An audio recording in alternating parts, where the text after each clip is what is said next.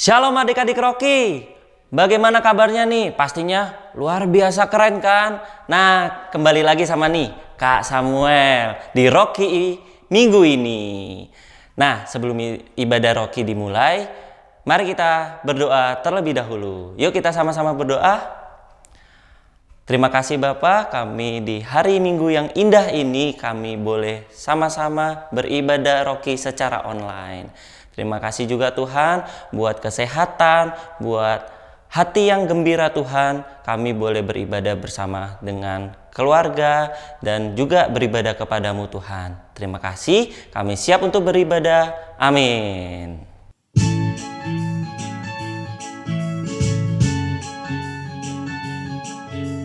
Yuk kita bangkit berdiri bersama, kita akan memuji Tuhan bersama-sama.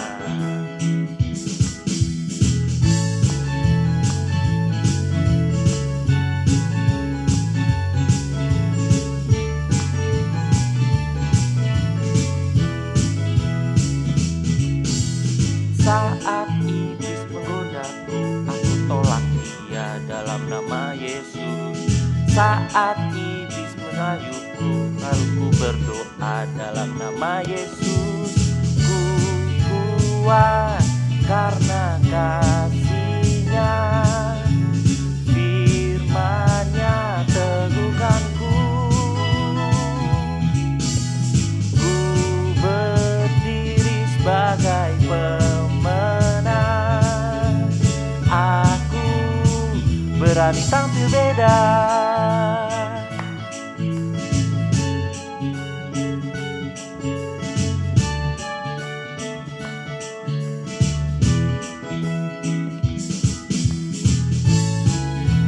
Yuk kita sama-sama tepuk tangan yuk.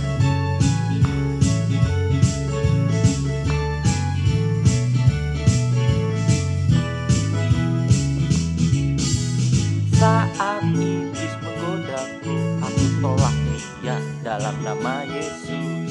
Saat iblis merayuku, lalu ku berdoa dalam nama Yesus. Ku kuat karena kasih-Nya, firman-Nya teguhkanku.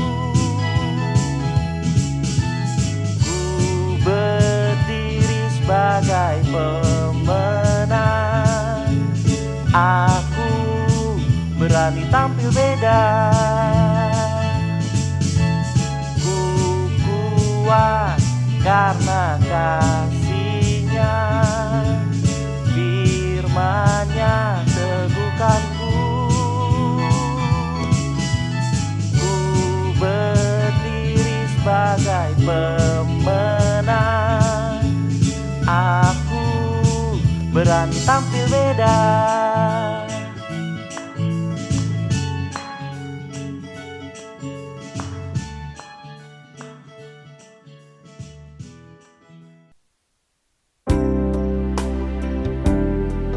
Yuk adik-adik Rocky, kita siapkan hati dan pikiran kita. Kita akan mendengarkan firman Tuhan. Sebelum itu kita akan menyanyikan lagu yuk. Selidiki aku, lihat hatiku, apakah ku sungguh mengasihi Yesus, Kau yang Maha Tahu dan menilai hidupku. Tak ada yang tersembunyi bagimu. Telah kulihat kebaikan-Mu yang tak pernah habis di hidupku. Ku berjuang sampai akhirnya, Kau dapati aku tetap setia.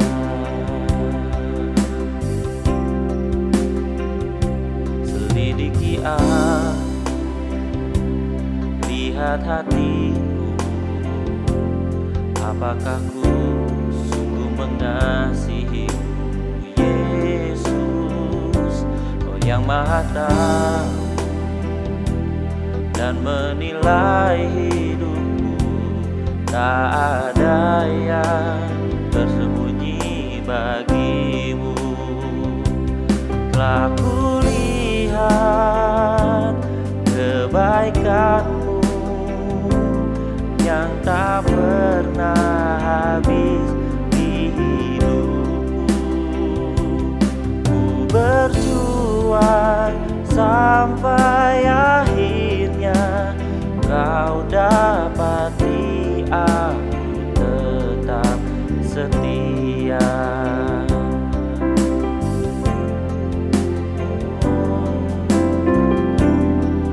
Haleluya.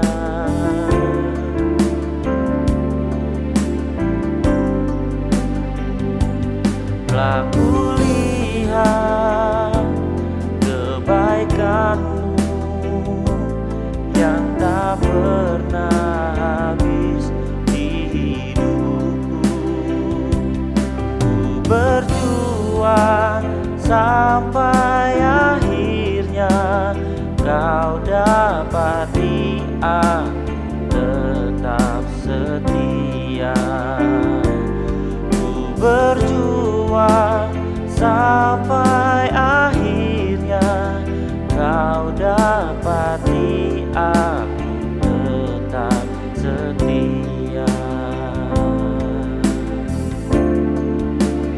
Tetap setia. Kau dapati aku tetap setia.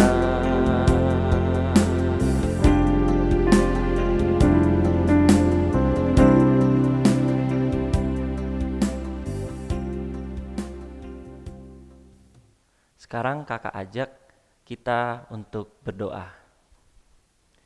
Ya Bapa, terima kasih kami sudah memuji dan memuliakan nama-Mu. Tiba saatnya kami akan mendengarkan daripada kebenaran firman-Mu Tuhan. Tuntun kami ya Roh Kudus, biarlah kami boleh mengerti apa yang akan disampaikan oleh kakak-kakak kami dalam firman Tuhan kali ini. Terima kasih, hanya di dalam nama Tuhan Yesus. Haleluya, amin. Shalom adik-adik Rocky semuanya. Wah, kita sudah masuk di bulan apa nih?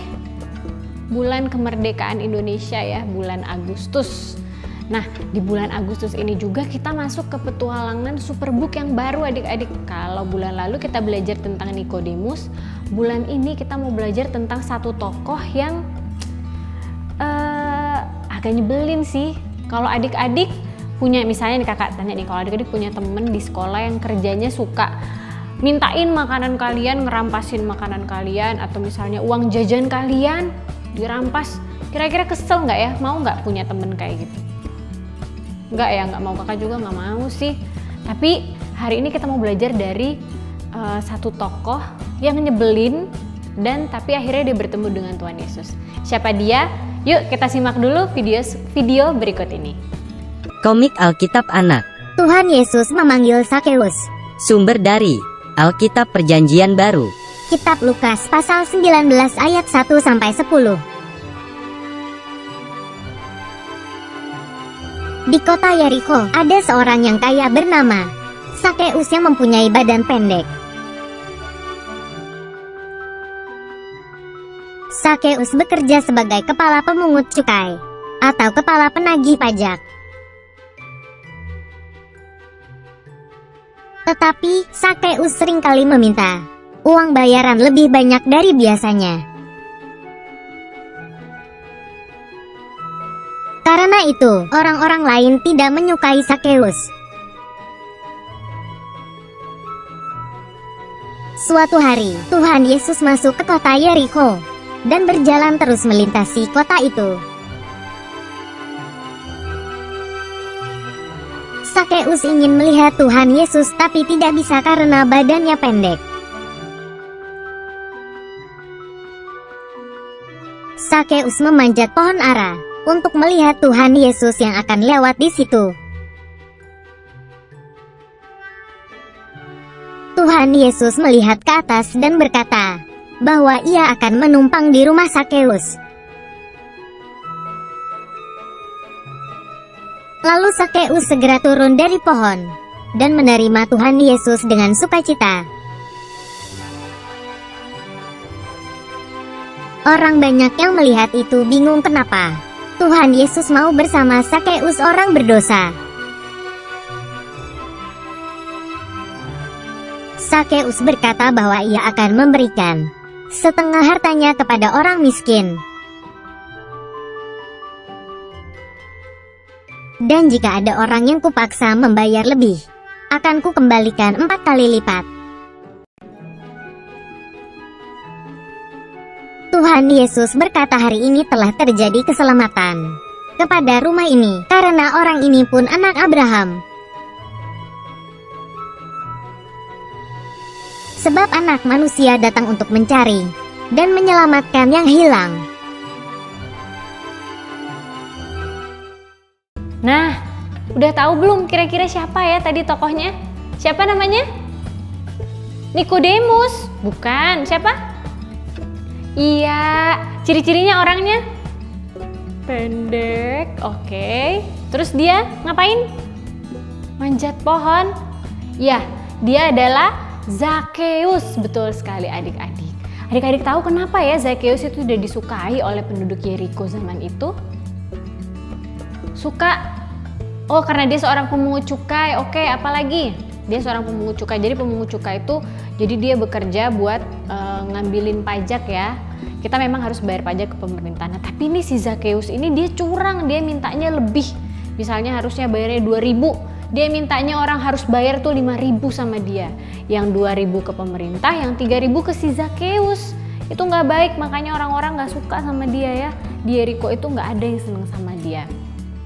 Mereka nganggep Zakeus itu orang berdosa. Nah, kalau pendapat adik-adik gimana ya? Zakeus itu orang seperti Zakeus itu apakah perlu Tuhan untuk mengubah hidupnya? Perlu nggak ya? Kan dia orang berdosa, dia orang nyebelin, dia perlu Tuhan nggak? Coba kita lihat nih super ayat kita hari ini di Roma 3 ayat 23. Yuk kita ucapkan sama-sama super ayat. Karena semua orang telah berbuat dosa dan telah kehilangan kemuliaan Allah. Sekali lagi kita lihat di Roma 3 ayat 23 super ayat kita hari ini. Karena semua orang telah berbuat dosa dan telah kehilangan kemuliaan Allah. Dari firman Tuhan ini, dari super ayat ini kakak lihat bahwa ternyata nggak cuma Zakeus ya, setiap kita nih adik-adik adalah orang berdosa. Semua dari kita ini adalah orang berdosa yang sudah kehilangan kemuliaan Allah.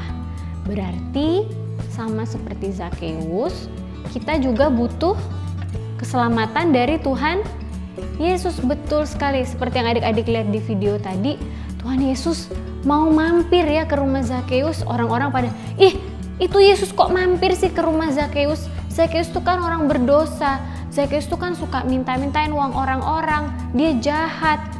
Tapi Tuhan Yesus mau mampir ke sana. Dan apa yang terjadi di kehidupan Zakeus, adik-adik? Kehidupan Zakeus berubah, bener banget kehidupan Zakeus berubah. Yang tadinya dia orangnya suka ngambilin apa yang bukan punyanya, terus kemudian dia jadi orang yang bermurah hati adik-adik ya. Setelah Tuhan Yesus hadir di hidupnya, dia mau mengembalikan apa yang sudah dia ambil dari orang-orang miskin. Bahkan dia mau mengembalikan 4 kali lipat. Wah, keren banget saat Tuhan Yesus tuh hadir di dalam kehidupan kita, kehidupan siapapun itu. Zakeus saja diubahkan hidupnya adik-adik. Kakak percaya setiap kita juga pasti akan diubahkan kalau kita undang Tuhan Yesus hadir di hidup kita. Bener banget. Hidup kita, hidup Zakeus sudah tidak sama lagi. Kenapa? Karena setiap kita ini memerlukan Tuhan Yesus. Gak cuma orang jahat seperti Zakeus, tapi bahkan yang kita pikir kayak, kak, aku kan cuma nyontek dikit, cuma bercandain temen aku dikit sampai dia nangis gitu. Tapi kan aku selebihnya berbuat baik loh kak. Jadi aku kayaknya gak perlu banget Tuhan Yesus. Enggak, tadi kata firman Tuhan setiap kita ini sudah berdosa adik-adik. Nah, setiap kita ini sudah berdosa dan setiap kita ini perlu Tuhan. Bener banget, mau yang kelihatannya jahat banget atau yang kelihatannya baik-baik aja atau yang kelihatannya biasa aja, setiap kita butuh Tuhan Yesus di hidup kita. Karena kita semua adalah orang berdosa yang memerlukan juru selamat. Bener banget, perbuatan baik yang sudah kita lakukan itu nggak bisa menyelamatkan kita. Hanya siapa yang bisa selamatkan kita? Tuhan Yesus. Nah, kakak mau kasih tahu adik-adik, apa sih sebenarnya arti dosa itu? Kok semua orang dibilang sudah berdosa ya? Dosa itu adalah sesuatu yang tidak tepat sasaran. Arti dari itu tuh, bahasa sebenarnya dosa itu adalah sesuatu yang tidak tepat sasaran. Contohnya nih, seperti misalnya adik-adik main panah, cing, panahnya enggak, ini titik birunya gitu bergeser sedikit, nah itu di Alkitab dikatakan sebagai dosa, artinya tidak tepat sasaran, enggak sesuai dengan titik yang ditentukan tadi. Nah, kalau kakak bahasakan lagi ya, lebih gampangnya dosa itu adalah sebuah ketidaktaatan terhadap Allah dan firman-Nya. Jadi waktu kita secara sengaja melakukan hal yang seharusnya tidak dilakukan dan memilih sesuatu yang seharusnya tidak perlu kita lakukan, itu sebenarnya kita sedang berbuat dosa. Kita sudah nggak sesuai dengan target yang Tuhan kasih, nggak sesuai dengan tujuan yang Tuhan kasih sama kita. Kenapa sih kita Tuhan tuh kok pingin kita tuh taat sama Dia, pingin kita tuh nggak melakukan dosa? Karena Tuhan tuh tahu yang terbaik buat kita adik-adik. Dia ngerti kalau misalnya kita lakukan, misalnya kalau kita gangguin teman kita nih, kita bully teman kita nih, mungkin buat kita bercanda, kan gue cuma bercanda, aku cuma bercanda, tapi ternyata itu menimbulkan sakit hati di teman kita, bikin teman kita nggak percaya diri, bikin teman kita sedih, terus akhirnya dia jadi orang yang murung terus gitu adik-adik. Apalagi contohnya misalnya adik-adik nyontek nih di sekolah, nyontek, nah mungkin kan cuma nyontek sedikit kak, nah itu tapi membuat adik-adik terbiasa untuk tidak jujur gitu adik-adik. Kenapa Tuhan mau kita taat? Karena Tuhan itu tahu yang terbaik buat kita. Oke, mengapa orang-orang di zaman Zakheus tadi, kita mundur sedikit ke cerita Zakheus ya, gak suka sama Zakheus karena dia dianggap orang yang gak jujur. Dia tuh suka mengumpulkan pajak, dia mengambil uang lebih, seperti yang kakak bilang tadi di awal. Dia tuh pokoknya menyebalkan ya adik-adik ya. Dan kehidupan si Zakheus tuh menunjukkan banget kehidupan orang berdosa. Tapi seperti yang kakak bilang tadi, waktu Zakheus ini bertemu dengan Tuhan, dia berubah. Tuhan menerima Zakheus apa adanya, Tuhan menerima Zakheus yang dibilang orang sebagai orang berdosa, Tuhan terima dia apa adanya, dan di situ terjadi perubahan di kehidupan Zakheus. Begitu juga kita adik-adik, kita mau belajar mencontoh Tuhan Yesus. Kalau misalnya di sekolah ada teman kita yang nyebelin, yang kerjanya membuli, kita harus terima dia. Siapa tahu ternyata dia butuh diterima, dia butuh tahu dia perlu siapa?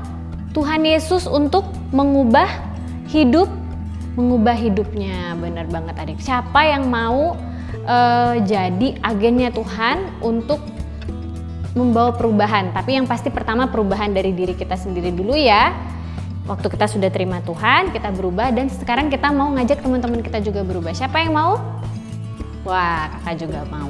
Yuk super kebenaran kita dulu ya. 1, 2, 3. Semua orang memerlukan Tuhan Yesus. Sekali lagi, semua orang memerlukan Tuhan Yesus. Benar banget. Dari kisah Zakheus ini, Zakheus yang sudah berhasil tadi, akhirnya dia bertobat, dia membagikan apa yang dia punya, dia mengikuti standarnya Tuhan. Kita belajar adik-adik bahwa setiap kita perlu Tuhan Yesus, dan adik-adik yang sudah punya Tuhan Yesus di dalam dirinya perlu juga untuk membagikan Tuhan Yesusnya ke orang di sekitar adik-adik.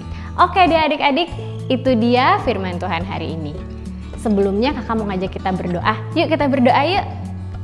Bapa, terima kasih Tuhan buat firman-Mu hari ini yang sudah kami pelajari dari kisah Zakheus ini Tuhan. Kami tahu setiap kami perlu Engkau dalam kehidupan kami. Kami memerlukan Engkau sebagai Tuhan dan Juru Selamat bagi kami. Bapa, kami juga mau Tuhan orang-orang di sekeliling kami boleh ketemu dengan Engkau. Orang-orang di sekeliling kami boleh melihat Tuhan Yesus di dalam diri kami Bapa. Terima kasih Tuhan Yesus, terima kasih. Kami mau menjadi pelaku-pelaku firman-Mu. Dalam nama Tuhan Yesus kami sudah berdoa. Amin. Nah, sekarang kita mau creative time.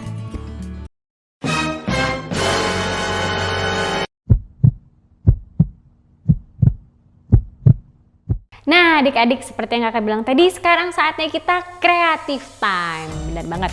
hari ini kreatif time-nya untuk adik-adik Emerald, Ruby, dan Safir itu berbeda.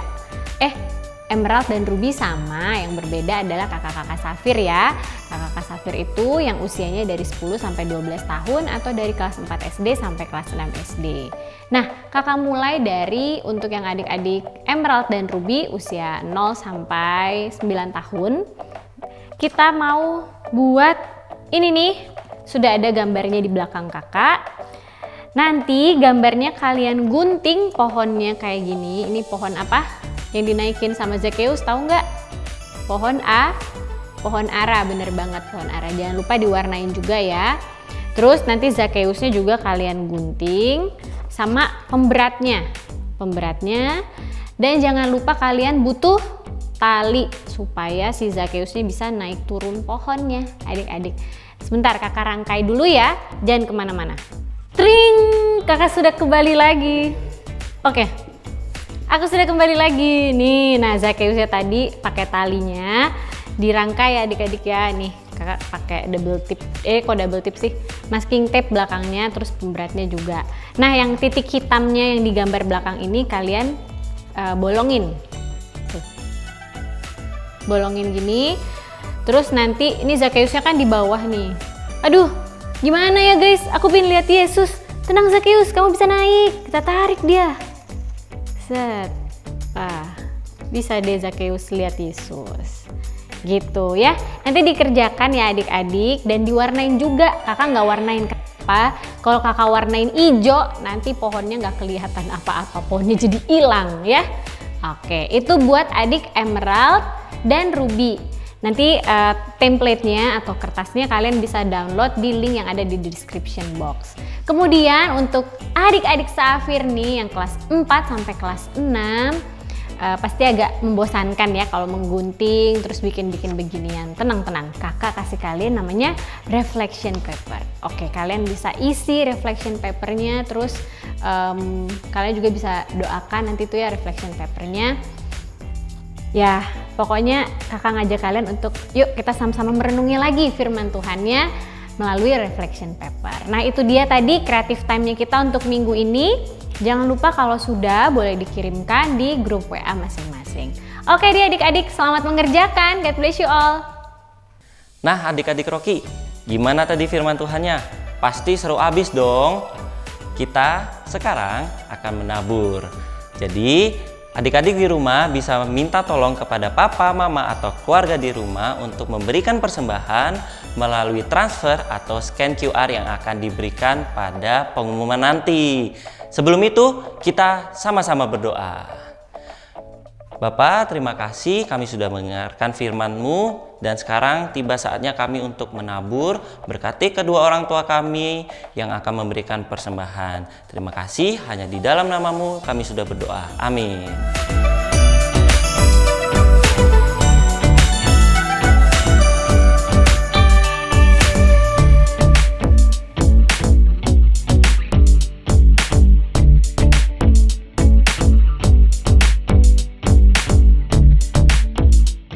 Dan kita simak pengumuman minggu ini.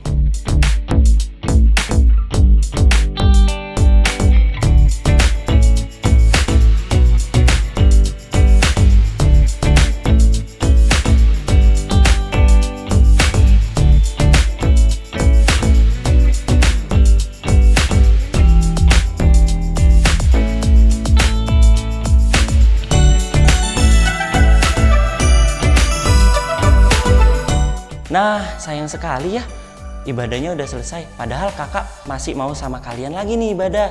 Tapi jangan bersedih hati, kita kembali ibadah online minggu depan. Stay tune on YouTube Rocky Star Generation. God bless you.